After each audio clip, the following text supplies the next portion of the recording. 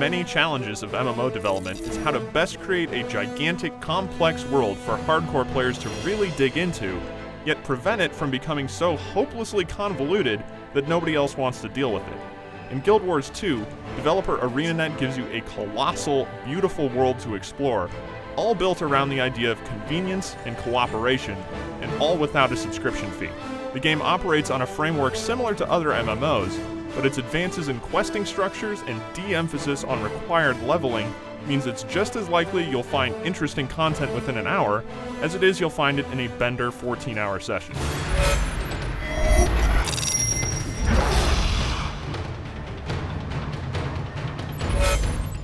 Story is delivered in many different forms throughout Guild Wars 2, and while there's a huge amount of story, it's not all of the same quality.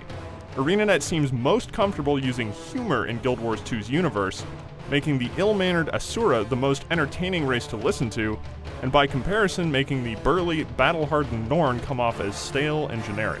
Whenever Guild Wars 2's main storyline tries to get serious, it just doesn't generate much excitement.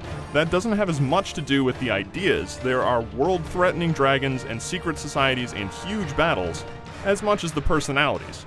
Structurally though, the main story missions allow for a lot of replayability, as choices frequently pop up regarding which faction to join and how to accomplish a mission.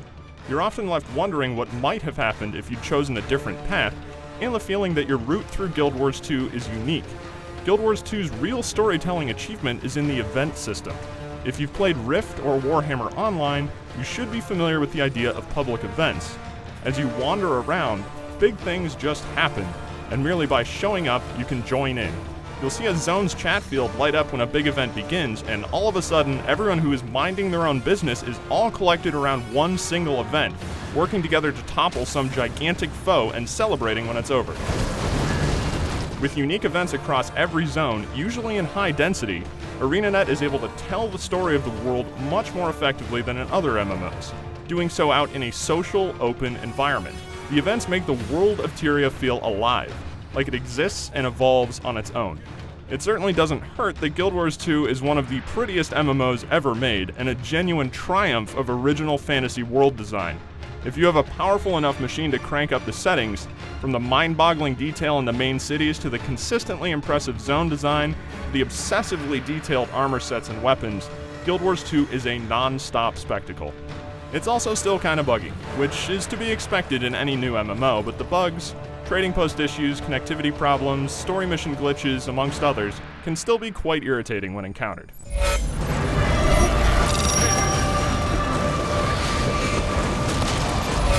A big component of why it's so fun to level up in Guild Wars 2 is that experience is awarded for nearly everything.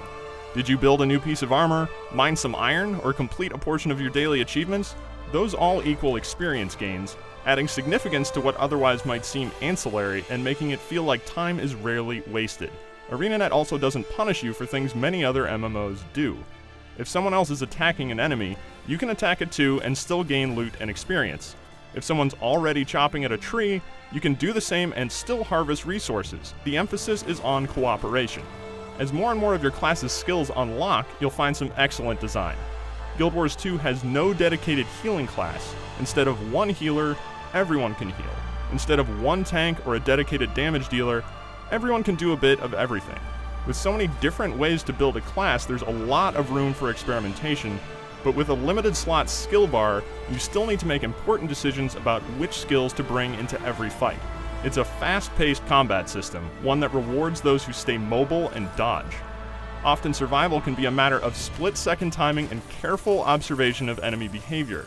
And because most skills in Guild Wars 2 feature very short-duration interrupts, stuns, buffs, and debuffs, you have to pay especially close attention to when they should be activated.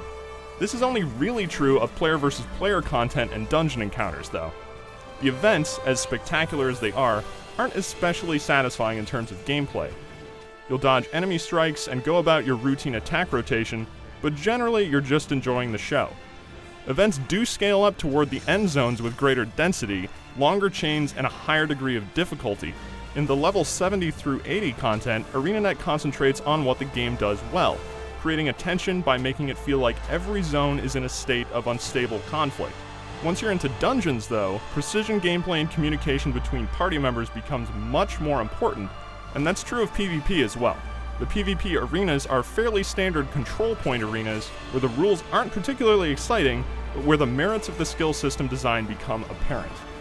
The World vs. World mode, which pits your server against 2 others in a battle for dominance across 4 gigantic maps separated from the main 1 through 80 zones, is really the star. Though initially World vs. World may seem like total chaos, organization can yield impressive results.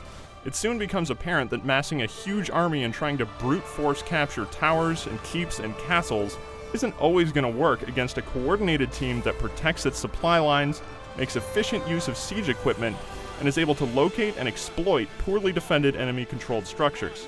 It's a non-stop seesaw fight for dominance that yet again reinforces a thrilling sense of cooperation between everyone on your side.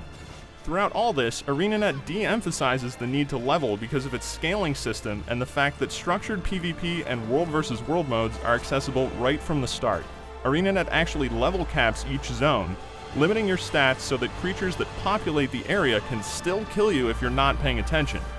This way, you can actually play the content in earlier zones after hitting the cap, instead of simply knocking everything over with the godlike power of an over-leveled character. As a result, level capping a character doesn't feel as significant as it does in other MMOs, but there are still challenging explorable modes for Guild Wars 2's dungeons, legendary items to chase, the PvP modes, and the giant events of the high-level zones. There's quite a bit to do, and for a newly launched MMO, it seems like enough for now.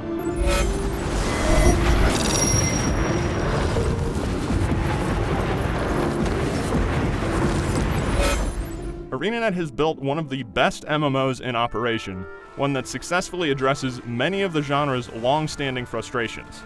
Though the overall story and character development disappoint in parts, there's much more that ArenaNet gets so precisely right. Though it's easy to get lost in the details of Guild Wars 2, it's just as easy to log in and almost instantly find cool content, and in the process feel connected to the vital rhythms of a beautiful and consistently surprising virtual world. For more on Guild Wars 2, head over to IGN.com.